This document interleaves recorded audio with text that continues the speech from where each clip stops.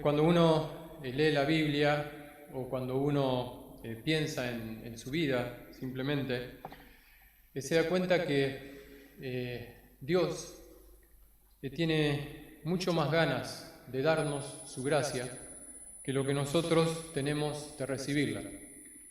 Dios es puro amor, puro deseo de ayudarnos, puro deseo de hacernos el bien, como un padre, una madre que quiere ayudar a su hijo y se da cuenta que el hijo no se deja ayudar.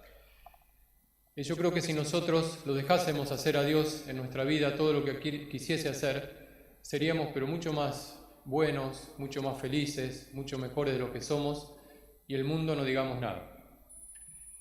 Pero ¿cuál es la causa de que los seres humanos tan pocas veces recibamos los regalos que Dios nos quiere hacer? Porque la verdad es cierto que el ser humano es un bicho bastante raro porque debe ser el único animal que uno le quiere hacer un favor y le dice que no o no quiere recibir algo bueno.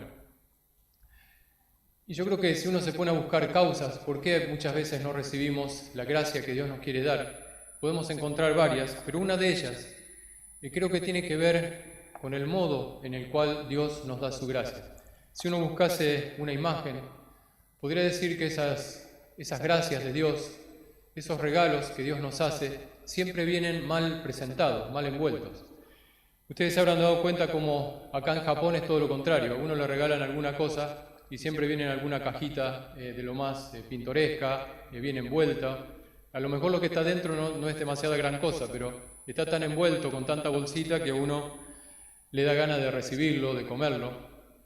Bueno, yo creo que la prueba de que Jesús no era japonés es que todos los regalos que nos hace vienen mal envueltos, mal presentados. Y una prueba la tenemos en el Evangelio de hoy. Jesús va a visitar a su pueblo y la gente lo tiene ahí. No tiene más que pedirle una gracia y Jesús se la hace. No tiene más que pedirle que le cure un enfermo y lo va a curar. No tiene más que pedirle luz y se la va a dar. Y sin embargo lo desaprovechan totalmente. Lo desaprovechan totalmente porque dicen, pero no es este el carpintero. Viene vestido de carpintero. Si hubiese venido mejor presentado, en un coche, con trompetas, a lo mejor vestido como un profeta, así un poco más solemne, pero viene en la forma del carpintero. Entonces no lo quieren recibir, no reciben la gracia de Dios. Es un regalo de Dios, el mejor regalo de todos, pero como viene mal presentado, la gente no lo recibe. Y si nos ponemos a pensar, nos daremos cuenta que lo mismo tantas veces nos pasa a nosotros con la gracia de Dios. Hay mucha gente que se queja de la situación en la que está, o del trabajo que tiene, y dice, bueno, si yo tuviese, no sé, un trabajo un poco mejor, o si la gente que me rodea fuese mejor, yo podría servir a Dios, yo podría hablar más de Dios, yo podría ser santo, pero claro, con esta situación que tengo, con esta oficina tan aburrida, con esta gente que no quiere escuchar nada, es lo mismo de siempre, volvemos a repetirle a Dios, pero no es este el carpintero o el hijo del carpintero. Muchas veces pensamos en nosotros mismos y decimos, claro, con esta personalidad que yo tengo, ¿a quién voy a convencer? ¿A quién le voy a transmitir la palabra de Dios? ¿A quién voy a entusiasmar? Nos parece que ese medio que Dios utiliza para dar su gracia, que somos nosotros, que son las situaciones de la vida, son demasiado pocas cosas, vienen mal envueltos. Cuando yo regreso a mi país, siempre voy a la iglesia que queda cerca de la casa de mi madre, y ahí hay un padre, que siempre el mismo padre, yo no sé, hace un montón de años que vuelvo, siempre está el mismo padre, y este padre, la gente se queja porque parece que es un poco vago, que no trabaja mucho, y entonces muchas veces yo voy a saludarlo, a hablar con él, y una de las últimas veces que fui me dice, claro, como tú estás en Japón, un lugar así tan exótico, claro, si yo estuviese en Japón también, dice, trabajaría mucho y me daría ganas de predicar el Evangelio, pero en esta parroquia que yo estoy, tan aburrida, con gente que no hace nada, ¿cómo va a tener uno ganas de predicar el Evangelio? Y a mí me hacía pensar, yo pensaba, bueno, si este hombre no trabaja aquí donde está, donde lo han puesto, aunque lo manden a África, aunque lo manden, va a ser lo mismo, no va a trabajar, no va a hacer nada. Y a nosotros yo creo que siempre nos pasa lo mismo, estamos pensando que si a lo mejor tuviésemos otra personalidad, otro lugar, otra familia, otro trabajo, entonces sí seríamos uno de esos santos de los cuales habla el Evangelio. Pero el modo en que Dios nos quiere dar su gracia es demasiado poca cosa. Yo creo que debemos pedirle a Dios que nos abra los ojos para darnos cuenta que el lugar en el que estamos es suficientemente bueno para ser santos, es suficientemente bueno para comenzar a ser más felices, más buenos.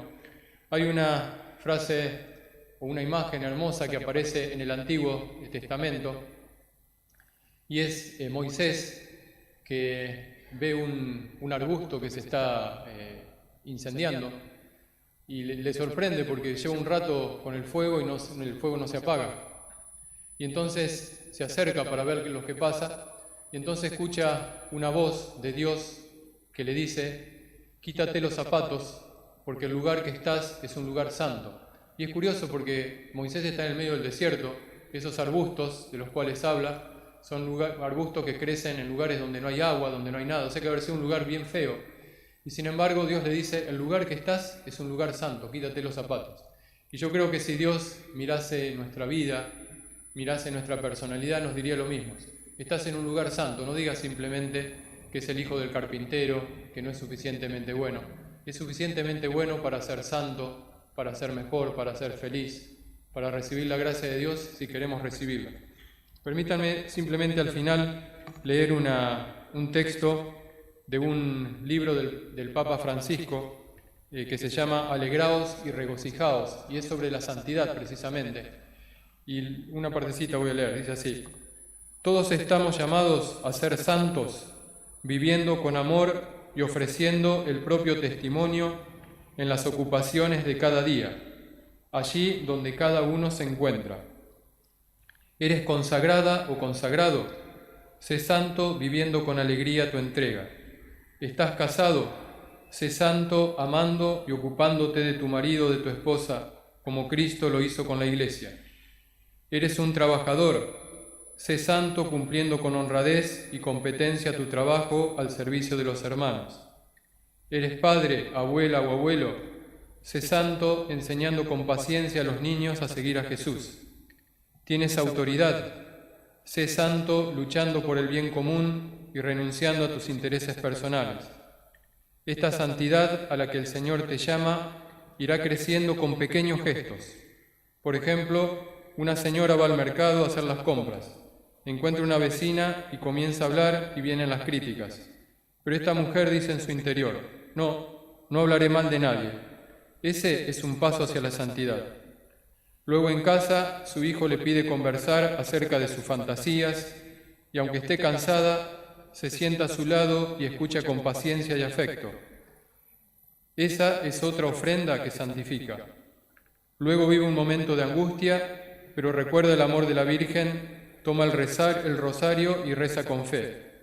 Ese es otro camino hacia la santidad. Luego va por la calle, encuentra a un pobre y se detiene a conversar con él con cariño. Ese es otro paso para ser santo. Bueno, vamos a dejarlo ahí y simplemente vamos a pedirle al Señor que nos ayude a creer esa palabra que le dijo a Moisés, que el lugar en el que estamos, la familia que tenemos, el trabajo que tenemos, la personalidad que tenemos, son suficientemente buenos para ser santos si lo dejamos a Dios que entre en nuestra vida, que nos dé las gracias que nos quiere dar.